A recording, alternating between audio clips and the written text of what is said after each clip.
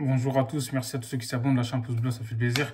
Donc du coup les Aigles du Mali, ils jouaient face à la Gambie, le match s'est terminé sur un score nul, en fait il y avait 1-1, donc c'était une histoire de pénalty, il faut dire la vérité, on sait que la Gambie, franchement c'est leur première CAN et tout, mais bon, on sait que c'est une équipe voilà, qui joue un bloc bas, et c'est compliqué de jouer face à ces équipes-là, donc du coup eux ils misent tout sur des contre-attaques ou des coups de pied arrêtés, donc les transitions rapides, tu vois, franchement... Et la défense, on va dire, gambienne, elle a bien tenu et faut dire la vérité, tu vois, le Mali, comme j'ai dit, ils ont dominé le match. En fait, il n'y a rien à dire. Quand tu regardes, il y a près de 70% de possession de balle. Donc, ils ont frappé 19 fois au but, cadré 5 ou 6 tirs, je crois. Donc, du coup, il n'y a rien à dire, en fait, quand tu regardes, même dans le contenu, comme j'ai dit, la Gambie, c'est une équipe qui arrive à résister quand même, faut dire la vérité. Leur premier match, on a bien vu face à la Mauritanie. Voilà, quoi, c'était compliqué parce que les Mauritaniens, tu sais, ils ont encaissé un but d'entrée de jeu, c'était compliqué. Donc du coup là, voilà quoi. Comme j'ai dit, le Mali, on sait qu'ils ont des très bons joueurs.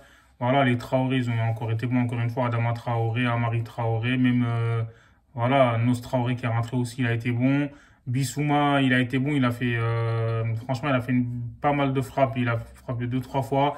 Il a pas su trouver le cadre en fait. Donc du coup voilà quoi. Sinon le Mali, je pense qu'ils auraient peut-être pu mettre pas mal de buts. Et là, voilà, Aïdara, il a été bon aussi, il faut dire la vérité, du côté du Mali. Sako, il a assuré en défense. Et voilà. Et comme je l'ai dit, le Mali, ils ont largement dominé cette rencontre.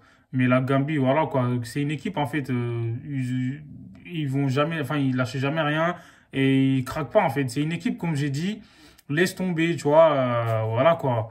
Mais c'est vrai que les conditions étaient difficiles, faut dire la vérité, parce que je jouais à 13 heures là-bas, en fait, avec l'humidité. En plus, ça a eu, je sais pas combien de, enfin, il y avait peut-être une ou deux pauses fraîcheur, mais bon, là, c'était chaud, mais c'est pas une excuse. Donc, la Gambie, voilà, elle a concédé un penalty, donc, qui a été marqué par Ibrahima Koné du côté du Mali. Donc, ce sont deux buts, en fait, en autant de rencontres.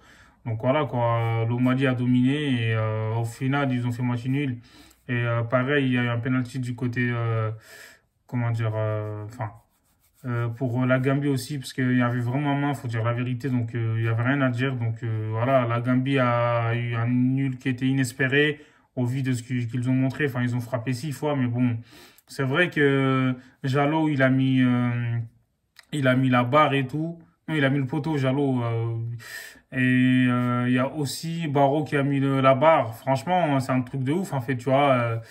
Là, sur ces coups de pied arrêtés, comme j'ai dit, ils ont failli se prendre les Maliens, tu vois. Si c'était cadré, je pense que ça aurait pu être, voilà, 2-0 avant la mi-temps. C'est compliqué, tu vois, alors que le Mali dominait outrageusement le match. En fait, c'est un truc de ouf.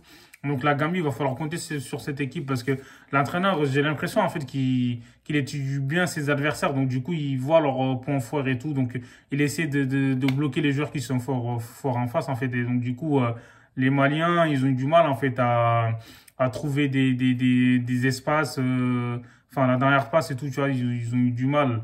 Et ils ont eu du mal à cadrer aussi, il faut dire la vérité. Comme j'ai dit, ils ont eu beaucoup de situations, mais ils n'ont pas cadré en fait. Ils ont frappé que 4 ou 5 fois en 19 frappes en fait. Donc du coup, voilà, le Mali, c'est une bonne équipe, il faudra compter sur eux aussi. Et les deux équipes ont 4 points, donc je pense qu'ils sont en ballottage favorable en fait pour se qualifier pour les huitièmes de finale. Donc du coup, on verra ce qui va se passer entre la Tunisie et la Mauritanie. En tout cas, j'espère que les Mauritaniens, on va faire voilà, un résultat parce que ça va être compliqué.